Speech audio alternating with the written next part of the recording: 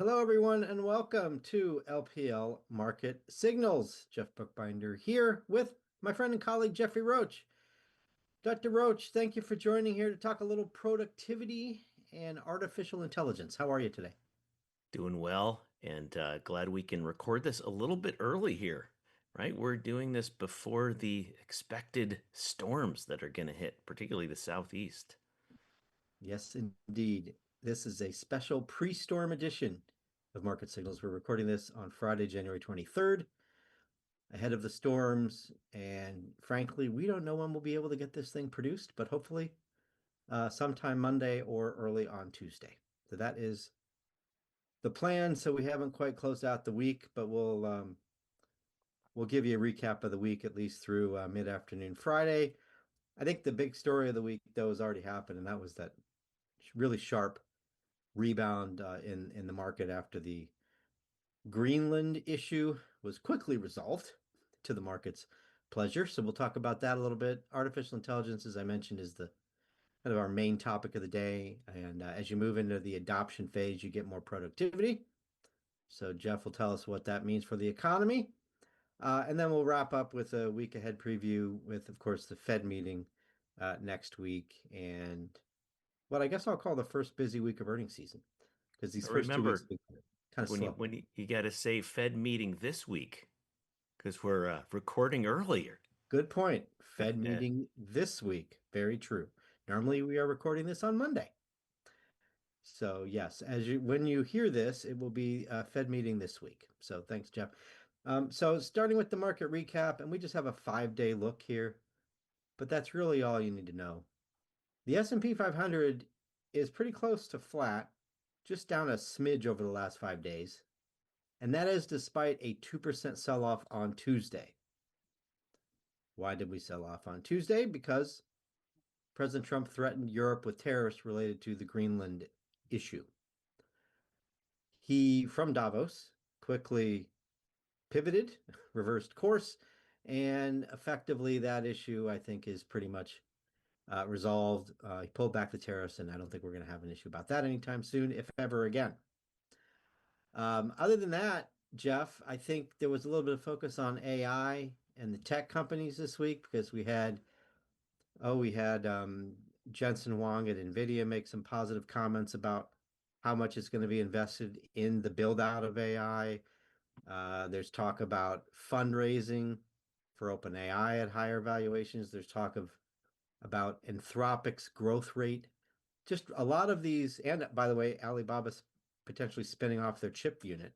So all of those things together generated some excitement later in the week about AI, and so you're not going to see big declines in tech or the other segments of the market where tech is, like consumer discretionary and comm services. So it was a volatile week, but in the end, we didn't really end up in a different place than where we started. Yeah, and that's Jeff, your that's thoughts? right. Yeah, that's right. And a couple of things that were noteworthy. So, upward revisions to the third quarter of growth that was released Hmm. on the 22nd. Some really solid real spending numbers.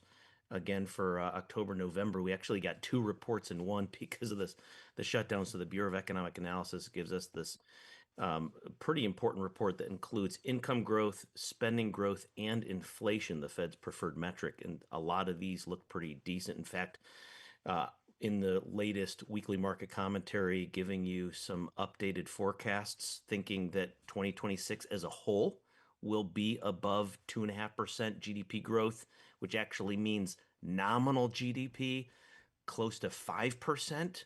A lot of people don't think about nominal, but it's really important in terms of forecasting earnings, corporate earnings. That's based off the nominal numbers. Obviously, companies don't deflate their earnings numbers by inflation. So nominal GDP is very, very important number that probably should get more attention. So that was part of it, I think, in addition, of course, to the Davos headlines that came through. Just a reminder, too, for our advisor audience and their end clients, it's never a good idea to trade headlines. You don't trade on headlines. We're learning that. We're continuing to learn that and see why we don't. Yes, and investors have been trained in recent years to buy the dip around these geopolitical headlines if the headlines do drive a dip. And certainly we saw that another example um, last week, we'll say. So thanks for that, Jeff. Certainly a pretty quick recovery here. I guess there's a lot of talk about small caps. Small caps are off to a tremendous start, so we'll highlight that. We have enough small caps in our benchmark that we aren't upgrading small to overweight, but I can tell you that we're a little more optimistic about small caps now that the charts look better than we have been. And certainly this rotation, it's not just stocks coming, it's not just proceeds coming out of tech and into small. It's proceeds coming out of tech and the big tech related companies and into cyclical value and even a little bit into defensives, right? We've seen consumer staples make a nice little run here lately. Staples up 6% year to date. Industrials up almost 7 year to date. Materials up 9, right? These are cyclical value sectors that are also benefiting from this rotation. So it's really kind of everything beyond the Mag 7 is starting to work, which is, of course, a good story for investors. We're getting more breadth, more participation, and we like that. International's not hurting either, right? I mean, we have, despite some of these headlines that maybe cause some jitters around Europe, the Euro Stock 600 is up about 3% year to date. And Japan, Jeff, you watch Japan closely, up almost 7% year to date in the Nikkei, despite the fact that that bond market has been under some pressure lately. And it's been a little bit strange. You think about Bank of Japan, they actually cut rates here on Fridays. We're recording, sorry, no change, but a lot of debate about adjusting rates. Very, I would say, very ambiguous situation in Japan. You're right, very weak yen, inflation rising, growth seems to be taking hold, but sputtering a little bit. Hence, there's some volatility coming out of Japan. I was going to say back to the industrials. One of the ways I think of industrials is you think about cyclical growth patterns, particularly in the emerging markets, and we got some heavy machinery type company names in the industrials. Certainly benefits when there's a little bit of a rebound in growth in emerging markets. So a lot of interesting dynamics past the headlines, you could say, ignoring some of the geopolitical uncertainty. Quite interesting movements for where we see both, particularly in Latin America, but even in Asia as well. Yeah, some people might call it a reflation trade, but as cyclical value works, typically commodities work alongside it. And boy, with this storm coming, everybody be safe. It is going to be really cold throughout a lot of the country. And that has driven one of the biggest spikes in natural gas prices that we have ever seen. I believe natural gas prices were up 70% in 3 days, which has never happened. That combined with the fact that precious metals are getting this nice lift from central bank buying and a little bit of weak dollar and geopolitics, right? All of that's helping precious metals. And then you've got the data center build out with AI helping copper. So, I mean, essentially, the whole commodity complex now seems to be working. Oh, add to that, Jeff, that you might see military action in Iran, and that could give oil a boost, right? Oil's started to tick up a little bit lately and looks like an interesting, maybe short-term trade. Yeah, that's right. And so, as we head into this next week where we're going to see the Fed meet on Friday the 28th, I think one of the things that will add potentially to some of the choppiness is, at the press conference when Chair Powell tries to prepare investors to understand where policy will go the latter half of the year. Now, granted, virtually no expectation that there's much of a change in policy in January. Inflation's running too hot. The economy's above trend, and so no moves expected on the 28th. But definitely look for some signals that should be emerging in that press conference. Yeah, absolutely. We haven't made any changes to our asset allocation, our tactical asset allocation yet. this year, but I think there's a good chance that something's going to be coming up soon because a lot of these rotations and trends are starting to look like they may be sustainable. We aren't making any calls yet, but stay tuned. So here is the S&P 500 chart, and so Christian Kerr's made this point here lately, and I know Adam Turnquist is also very aware of this as well. 7,000 is a psychological test on the S&P 500. We're more like 6915 kind of range right now. So we got a little bit more work to do. It's going to be tough to break through that level. We've gotten close to it and rolled over several times. So that is a key level to watch. If we can break through that level and get through the upper end of this range where we have been for the last several months, that could be a very bullish technical development, and we could, maybe make another run a couple 100 points higher. So that's something to watch. And then in terms of breadth, we just talked about it, that breadth is better. You're seeing these rotations. It's not just the Magnificent Seven working. Well, that's what the bottom part of this chart shows you. Percentage of stocks with new 4-week highs is at a pretty nice level, 29%. So that has certainly improved from where we were most of last year. So more breadth is good, sign of a healthier bull market. All right, let's transition to the main topic for today, which is artificial intelligence and productivity. Maybe it's too early, Jeff, to say that we're entering the adoption phase, but I guess as you'll explain here in a bit as we get through your charts, certainly there are a number of companies that have started. So why don't you take it away and talk about what kind of productivity expectations we can expect, and maybe why growth could be even a little bit stronger than we thought just a few months ago. Yes. So, right. Thanks, Jeff. And so, one of the data points I've been spending a lot of time with the whole data sets is conference board data. A lot of times people think of conference board data as the consumer confidence, jobs hard to get, inflation expectations, all that kind of thing. Conference board also collects a real treasure chest, gold mine of productivity data, not just for the US, but for virtually every country around the globe. And so, given the fact that productivity is going to be such a hot topic, and really it started getting picked up in recent press conferences when the Fed was being uh, pressured on, hey, you got decent growth, you got inflation still, expected to fall, and you have a slight uptick in unemployment. How can this all happen? Strong growth and uptick in unemployment. And, the understanding was, well, we plan on productivity filling the gap. That was a couple of months ago.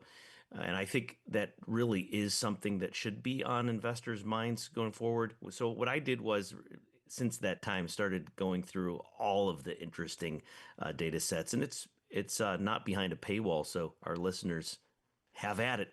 A lot of fun data back there underneath it all. But wanted to say, okay, what what what does 2026 look like if we're sitting in a certain ranking on productivity? So I started with just saying, okay, well, what does the economy look like from a sector standpoint, not from spending and investment and trade and government. That's your normal equation for GDP growth.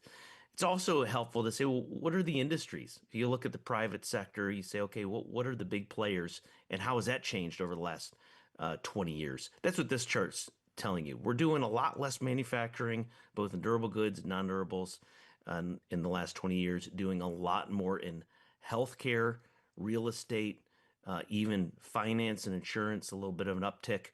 And one of the things that I thought was fascinating was, Q3, even Q4 monthly data looks like growth is still looking pretty good above trend.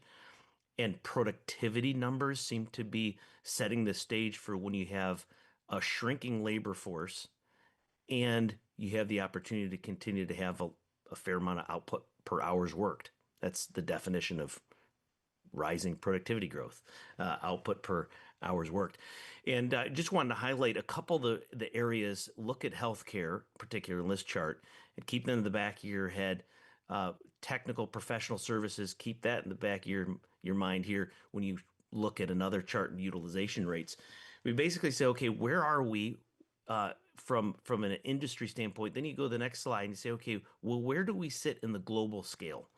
Where do we sit relative to some of our major trading partners? So look for China, far right, pretty low productivity relative to the US. Look at to the left side of that chart. Now, Norway, little bit of an outlier. Norway's real heavy in oil and gas exports, and so that really heavy capital intensive economy tends to tends to have pump out some really strong productivity numbers just because it's capital intensive. It's not as labor intensive as some of the other industries that the U.S. has and other G10 countries. But what I'm making the case here, and this is where it's just kind of interesting from building out in your world, Jeff, the earnings expectations for 2026. You have an economy here in the U.S. that tends to have a fairly robust set of productivity, even across a lot of industries. And if you go to the next slide, we're experiencing pretty decent productivity in industries where there's really not much AI adoption quite yet. So look at the bottom part of the chart. You see healthcare, like five notches up, healthcare down there, other services, public administration near the bottom of the list. Basically saying we have pretty decent productivity and we really don't have a sizable utilization rate in a lot of our industries, meaning that I think we're in a pretty good setup where growth can still grow above trend and inflation continue to decelerate. So if that's not Goldilocks, uh, that's pretty encouraging. Now, granted, just a reminder for our listeners, a lot of folks say, cycles don't die of old age; they get assassinated. Meaning, there's some kind of shock, whether it's a geopolitical shock, whether it's a oil market shock, whether it's a terrorist attack, right in 2001. We often hit recessions because there's some outside shock that hits the economy and really upends business confidence, consumer confidence. Outside of the likelihood of those shocks, it's fair to say, recession 2026, probably not much higher than 30%, 25%, which is your typical long run probability levels. And we're in a pretty decent situation where, we're in the very early innings of AI adoption, or you could just say, productivity enhancing adoption for these technologies. So we unpack that in the weekly market commentary, kind of set the stage. What does this mean? Highlighting some of the debates that we're having in STAC, our Strategic Tactical Asset Allocation Committee. And so that's kind of a teaser, and I'll leave it at that for now. Great. Well, thanks, Jeff. So let me just ask one clarifying question on that. You mentioned growth above trend. Can you describe for our audience what that means? What is trend? Good question. Can't assume everyone's in the data like I am. So, you think about post-COVID, we had a really hot economy. You can discount those numbers and you say, okay, pre-COVID, what was the economy looking like in between COVID and the great financial crisis, which was kind of 08, 09? Trend growth, a lot of people say about 1.9%. That's trend. So if you're hovering around above 2, and given the numbers that we got just in the last couple of days, I revised up my forecast for 2026 growth, both real growth and nominal, as highlighted earlier. We're at 2.5% trend. Anything above 2, above trend. And so you really have to be careful to look around and what aspects of the economy can still experience above trend growth without overheating inflation. The answer, productivity growth. Yeah, and you mentioned Goldilocks. It's Goldilocks for the economy and the stock market. The stock market doesn't want the Fed to have to slam on the brakes because the economy is overheating, right? Too much inflation would certainly be bad for stocks. And stocks also like earnings. And where do you get earnings from? Well, one way you get earnings is margin expansion. And you get margin expansion from productivity, right? Doing more with less. So, I mean, it's really just almost nirvana for the stock market. If we can, there's uncertainty. Obviously, no guarantees that this is going to work out the way we all hope, but there is a path to our bull case that we put in the 2026 outlook of 7,800 on the S&P 500.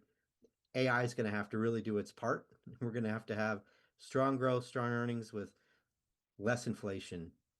It's possible but there are certainly risks that we've talked about really on this podcast every time we come on here. Certainly, geopolitical risk is a risk. Certainly, interest rates are a risk, and certainly AI may actually end up disappointing at some point this year. So that's another risk that we would highlight. So, your last chart here, Jeff, is making the distinction in terms of AI adoption by size of the company, right? So I don't know if this is surprising or not. Maybe it shouldn't be because the big companies have the money to invest, but you're seeing the large enterprises adopt AI at a much faster pace. Yeah, that's right. And so what's interesting from this is taken from Ramp. It's a private, company up in New York that tracks, thousands of firms and their subscription rates. So it's very possible that some of these smaller enterprises are using free versions, of AI. But one of the things that I like to think about is, okay, we say, okay, tariffs are a headwind, right, to the typically you think of it as a headwind. It's a tax. We don't like taxes. We don't like extra fees, right? Impeding transactions that should otherwise have fair and free trade. Small businesses typically getting a little bit more of a hit than the larger firms, maybe less flexible. At least that's the narrative. And so you'd hope that some of the technological advancements to offset some of the headwinds from tariffs should show up in small enterprises. We're not necessarily seeing that. Now, granted, to your point about some of the headwinds for 26, now, granted, it's possible that there's enough of a frustration with U.S. policy, trade policy, that, other countries uh, cut out the U.S.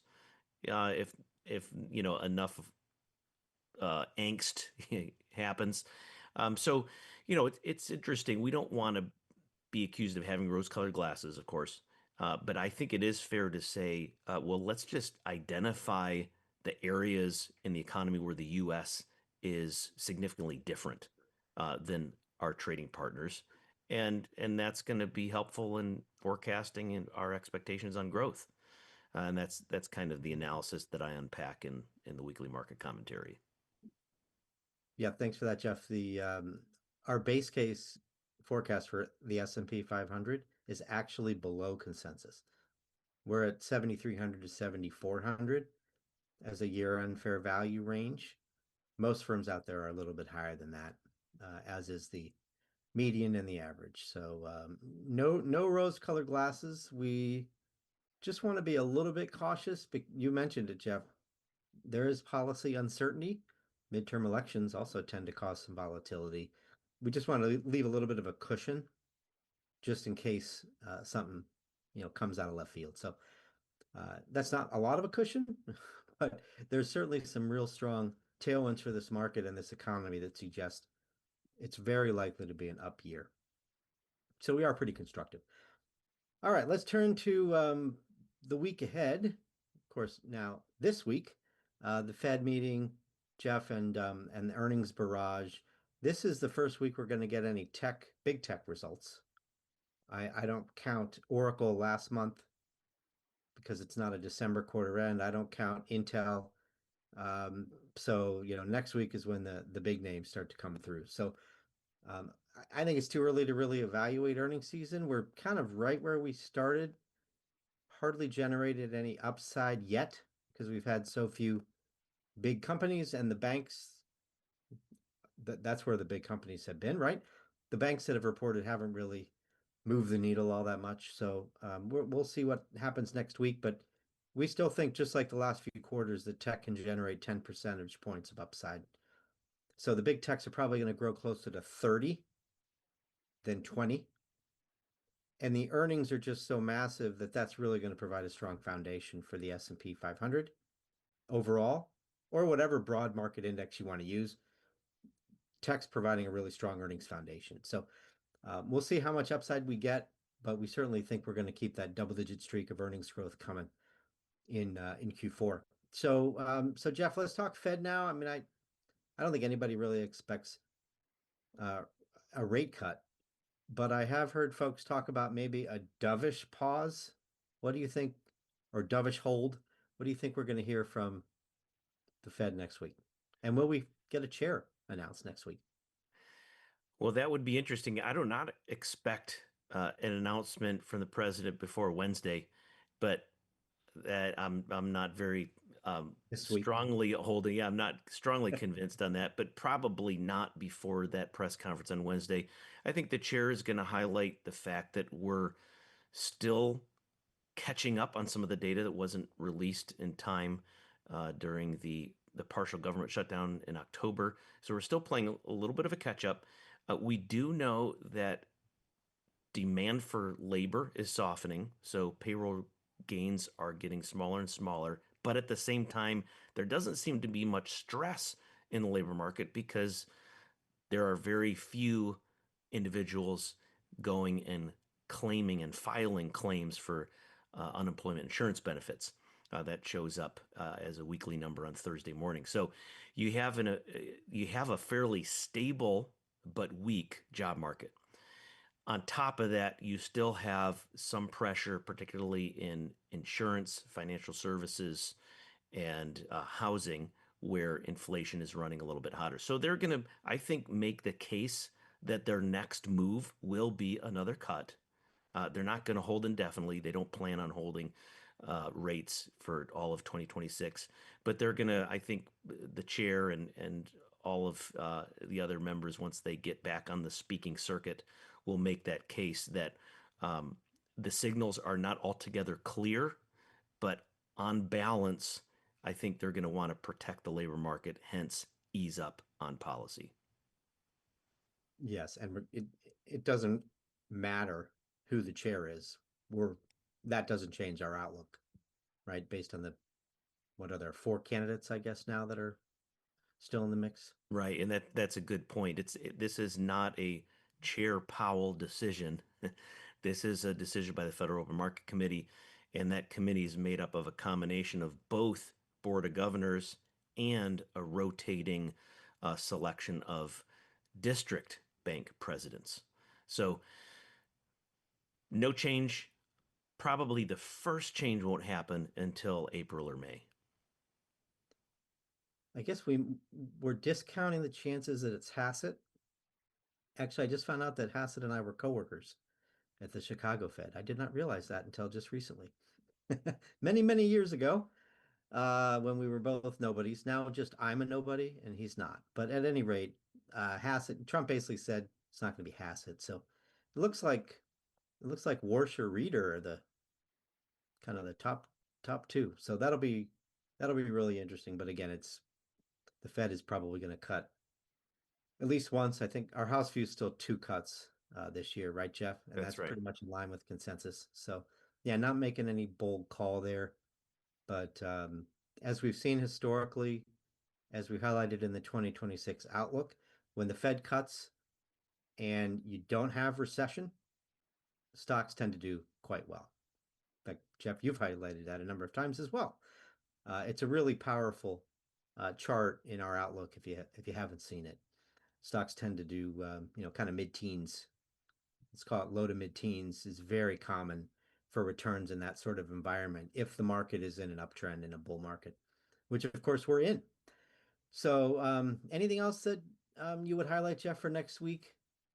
Or it's just pretty much earnings fed? I mean, PPI, I don't think is that it's probably not going to be a market moving No, just data point.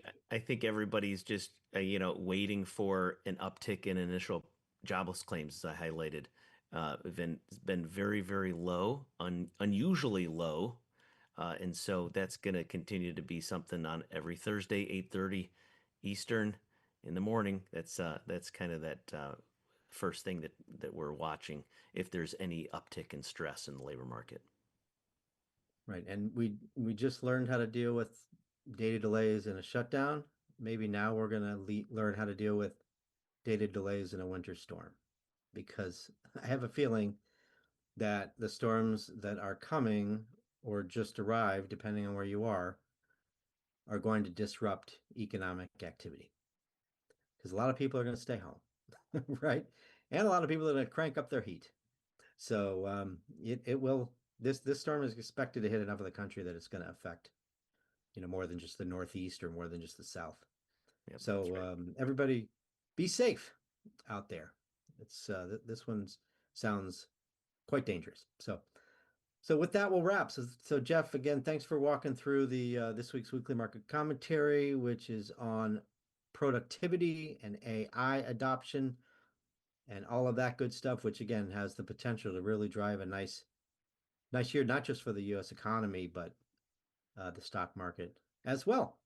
So thanks everybody for listening to Market Signals. We will be back with you next week. Everybody take care, and we'll see you next time.